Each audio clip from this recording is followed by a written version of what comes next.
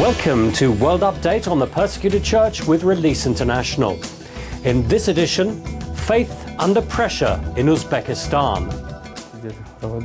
I was at a monthly pastors' meeting at this apartment. After half an hour, 15 or 16 policemen raided the meeting and said, "Why are you here?" Many had no passports, so everyone was arrested and taken to the police station. No one can say for sure how many Christians are likely to face persecution in 2008. Countries don't tend to make public their statistics on the subject. But what is certain is that many millions of Christians live in lands where believers come under pressure for following Jesus. That pressure ranges from harassment through to full-blown repression. In 2008, some of the harshest persecution endured by Christians is likely to take place in states where Christianity is illegal. Among the worst offenders are Saudi Arabia and North Korea. As we know, North Korea breaches no criticism, no debate, and certainly no competing faith. And I think that's absolutely fundamental to understand why Christians are in for such extraordinary persecution. Saudi Arabia jails or expels anyone involved in evangelism. As guardian of Islam's holiest sites, Mecca and Medina, Saudi forbids all other religions and threatens evangelists with execution. The government bans all Christian literature, yet spends billions of dollars each year propagating Islam around the world. While North Korea and Saudi are perhaps the hottest spots for persecution, most of the pressure Christians face is spread across the four zones of Islam, communism, Hinduism and Buddhism. In the Islamic world, life for Christians in Pakistan is set to become increasingly dangerous in 2008, following the assassination of pro-democracy campaigner Benazir Bhutto. The past year has seen continuing violence against Christians as Pakistan has struggled to contain Islamist extremism. And that extremism is set to rise, especially in northern areas, believes Release International's partners, Sharing Life Ministry Pakistan. At the same time, there'll be growing pressure from radicals to advance Sharia, strict Islamic law. Those radicals include the Taliban. In the communist world, persecution is growing in China as the authorities clamp down on potential dissent ahead of the Olympic Games. Security in China has tightened up in the run-up to the Olympics, reports Release International's partner, Chinese Church Support Ministries. They say persecution has increased in 2007 and will continue into 2008. Christian groups are meeting in smaller numbers and changing their meeting places each week. People are very nervous. With support from Release International, CCSM is hoping to print and distribute 1.5 million Bibles and Christian teaching books in China in 2008. Turning to the Hindu world now, extremists have been involved in a growing number of attacks against Christians and Muslims. Militant Hindu groups are linked with one of India's largest parties, the BJP. These ultra-nationalists see other faiths as a threat to India's identity, which they want to be exclusively Hindu. The news over Christmas from New Delhi was that militants killed 9 Christians, burned 90 churches, torched or damaged some 600 houses in Orissa. Thousands have been made homeless. The reason?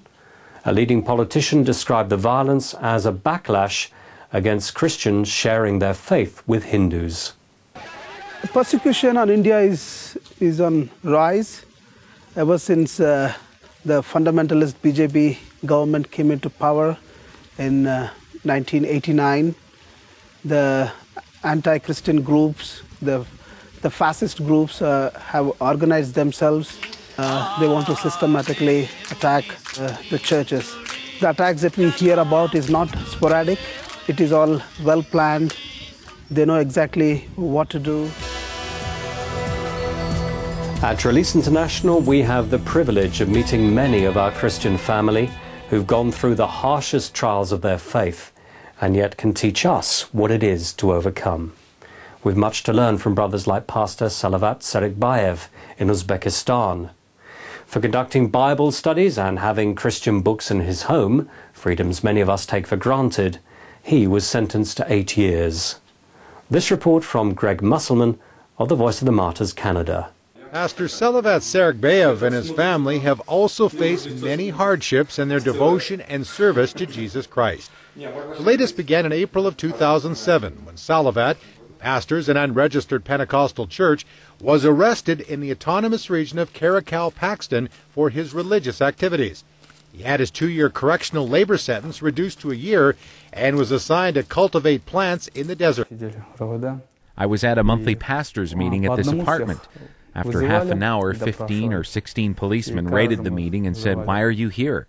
Many had no passports, so everyone was arrested and taken to the police station.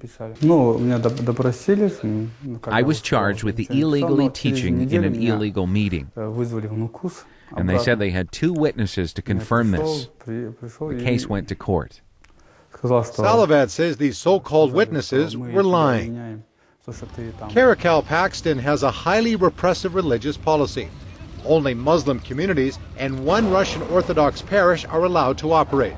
All other religious activity is banned and is a criminal offense. Salavat, a former Muslim, was previously arrested in February of 2006 for his religious activities. In 1999, he was sentenced to 8 years in prison for conducting Bible studies, performing baptisms, and having dozens of Bibles and Christian books in his home. I was not afraid, but I did feel some fear when the judge sentenced me to 8 years of prison. I was very scared because I had a family, including 2 children at that time. Still, I was happy to suffer for Christ. This was something I could do for Jesus. Salavat's wife, Ait Gul, was confined to her home by authorities after Salavat's arrest. Out of fear, Christians refused to help the family, and relatives rejected them because of their faith in Jesus. Her oldest daughter, Rachel, just 2 at the time, almost starved to death. I was not mad at God. I found in the Bible that man does not live only by bread, but by the word of God. Of course it was a hard time, but it was also a time of blessing. Following his return home from prison, Salavat sent out invitations to his now disbanded congregation for a church service. But no one came. So I opened the Bible and started to worship by myself. I had prepared a sermon, and I spoke to the empty walls. No one came. For 2 days I had sermons for nobody, but it was the most powerful and spiritual time in my life.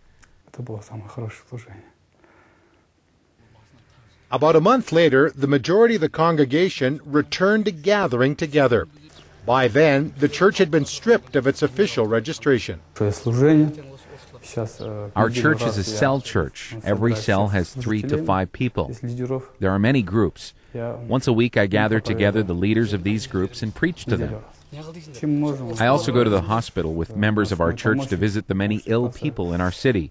Some have tuberculosis, and we try to comfort them with food, medicine, and haircuts.